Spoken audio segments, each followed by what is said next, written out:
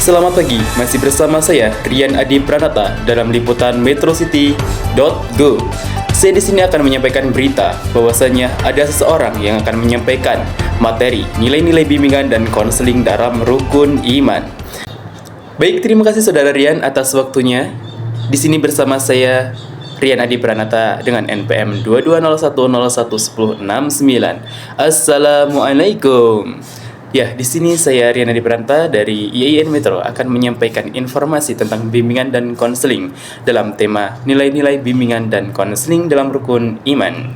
Langsung saja, tidak usah lama-lama, kita akan masuk ke pembahasan yang pertama, yaitu bicara tentang agama terhadap kehidupan manusia memang cukup menarik, khususnya agama Islam. Hal ini tidak terlepas dari tugas para nabi yang membimbing dan mengarahkan manusia ke arah kebaikan yang hakiki, dan juga para nabi itu sebagai figur konselor, sebagaimana nabi itu membawa risalah dari Allah Subhanahu wa taala dan menyampaikannya kepada umatnya dan mengarahkan umatnya untuk hal yang lebih baik, yang sangat mumpuni dalam memecahkan permasalahan atau problem solving. Permasalahan ini akan terus ada dalam kehidupan bermasyarakat. Maka sosok para rasul ini atau sosok para nabi ini diutus oleh Allah Subhanahu wa taala untuk menjadi figur konselir tersebut yang berkaitan dengan jiwa manusia agar manusia keluar dari tipu daya syaitan. Nah, baik, kita ke pembahasan yang selanjutnya, yaitu iman kepada Allah.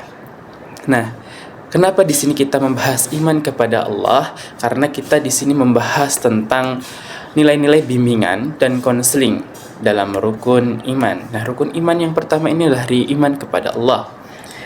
Semua umat beragama Islam pasti mengetahui itu. Iman kepada Allah menjadi bagian tak terpisahkan dari kehidupan manusia sejak manusia dalam kandungan.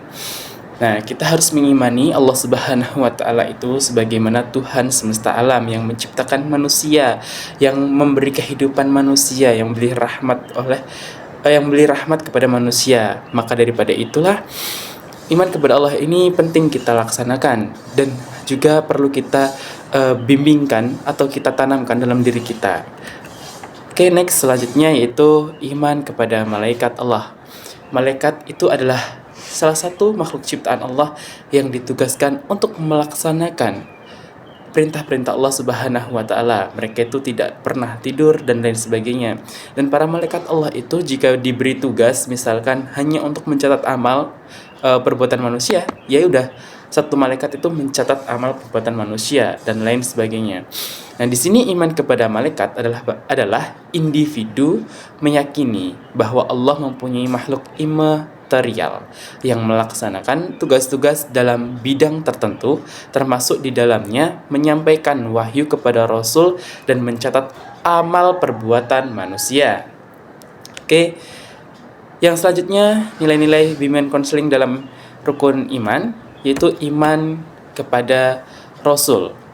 Nah, Rasul itu siapa? Rasul itu adalah manusia biasa yang diutus oleh Allah Subhanahu wa taala atau manusia pilihan. Iman kepada Rasul mengandung makna bahwa individu meyakini bahwa ada individu yang tertentu dipilih Allah sebagai Rasulnya, yang saya sampaikan tadi, dengan tugas membawa risalah bagi keselamatan manusia, yang mana risalah ini disampaikan oleh malaikat kepada Rasul ataupun orang individu yang dipilih oleh Allah Subhanahu wa taala bagi keselamatan manusia, pilihan yang patut diteladani tingkah laku dan tutur katanya. Jadi individu ini yang dipilih oleh Allah Subhanahu wa taala itu sudah terjaga atar tutur bahasa, tutur katanya, tutur tingkah lakunya dan lain sebagainya. Maka mereka ini bisa disebut sebagai figur konselor karena perbuatannya yang baik dan juga mengarahkan manusia kepada hal-hal yang lebih baik. Karena apa yang dilakukan dan diciptakan adalah atas bimbingan Allah Subhanahu wa taala. Oke, selanjutnya kepada iman kepada kitab. Iman kepada kitab ini mengandung makna bahwa individu meyakini kitab suci yang diturunkan Allah melalui rasul-rasul pilihannya. Salah satunya diantaranya adalah Al-Quran yang diturunkan kepada Nabi Muhammad SAW, yang menjadi pedoman hidup bagi manusia sepanjang zaman agar selama di dunia dan akhirat. Karena keyakinannya itu, maka ia mencintainya, membacanya, menghafalkannya atau melafalnya dan mempelajarinya setiap saat. serta mengamalkannya dalam kehidupan sehari-hari secara ikhlas. Nah, itu contoh bimbingan konseling kepada kitab ya, atau iman kepada kitab. Kita selanjutnya yaitu iman kepada takdir. Nah, ini adalah merupakan bimbingan konseling atau nilai-nilai bimbingan konseling yang terakhir, yaitu iman kepada takdir.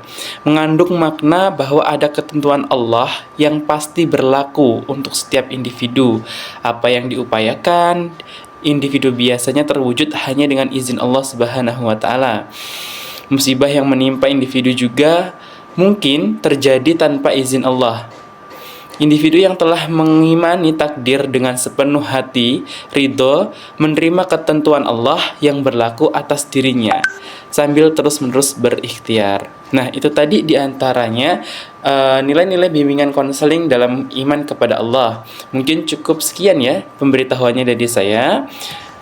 Terima kasih saya ucapkan kepada rekan-rekan sekalian yang sudah menyimak pemaparan dari saya.